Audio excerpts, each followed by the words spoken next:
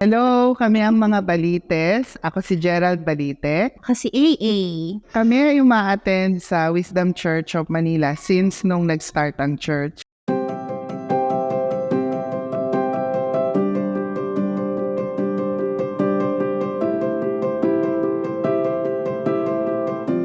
Siya natutunan namin yung will ni God about sa healing. Dati, before ako umattend sa Wisdom Church of Manila, meron akong idea or kaisipan na yung healing, pagsipon, yung mga ganyan, madaling sakit, kaya ni Lord yan. Pero pag mahirap, you have to help or parang kailangan na ng help ng doktor or ng diet or ng mga herbal, gano'n. And nagkaroon ako ng hyperthyroidism bago ako umattend sa Wisdom Church of Manila. At dahil doon, may mga times na sumasakit siya. And one time, talagang ang sakit-sakit niya, nagpa-pray ako kay Sis Aisel. And hindi pa natatapos yung prayer ni Sis Aisel na recording, ay gumaling na ako. Nakita ko doon na yung principle of agreement, kapag merong kang kaagrihan doon sa pinagpipray mo, ay talagang mangyayari siya. At dapat yung kaagrihan mo ay talagang full of faith.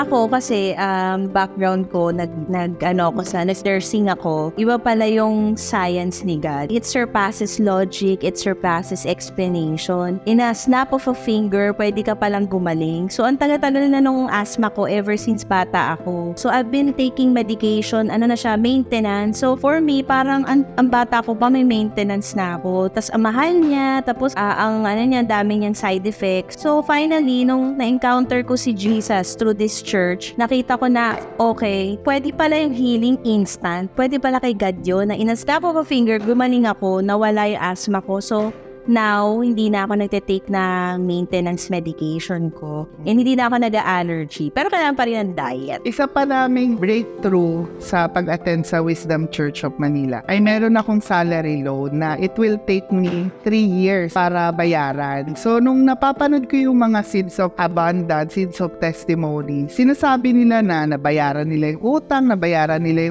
So, parang na-build yung faith namin and talagang nag-declare kami as family and nag-agree kami as family na mababayaran din namin yung utang namin. And grabe, yung ilang digits ng utang ko, nabayaran namin siya agad-agad. Hindi siya nag-take talaga ng 1 year, talagang nabayaran namin siya ng biglaan. And nagulat din kami sa faithfulness ni God. Tsaka natutunan namin na to listen to God pag meron siyang instruction. So ang promise niya sa akin, yung utang namin, sa mata ng mundo, ang utang namin is millions. Pero sa mata ni God, it's just 3 pesos. So yun yung pinanghawakan ko, kahit imposible na babayaran siya. Paulit-ulit ko sinasabi, every time meron kami na-encounter na maniningil, lagi kong inaalala yung sabi ni God, 3 pesos. Pag blessing, sinasabi ko lagi, tina-times ko sa million. So sumahod kami, 20,000. Sa mata ko, 20 million to. Pero pag utang, nire-reduce ko siya in 3 pesos, 2 pesos. So lumiliit yung problem, lumalaking promises ni God.